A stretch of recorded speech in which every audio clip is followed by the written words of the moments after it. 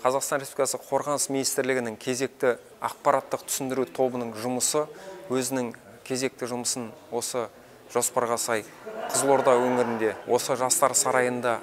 бүгінгі 10-11 сынып және де колледждің жас түлектерінің барлығын жинап, және де ардагерлер кеңесінің, жергілікті атқару комитеттерінің және де жергілікті атқару органдарының өкілдерінің қатысуымен осындай түсіндірме жұмысы жүргізілді. Бүгінгі өткізілген түсіндірме жұмысына Қорғаныс министрлігінің заң департаменті, білім және ғылым департаментінің өкілі, және де орталық ансамблінің өкілдері, артистері, және де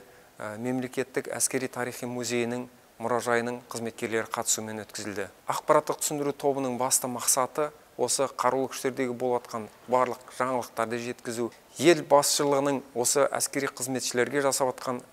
әлеуметтік қолдауларының барлығын жеткізу болды.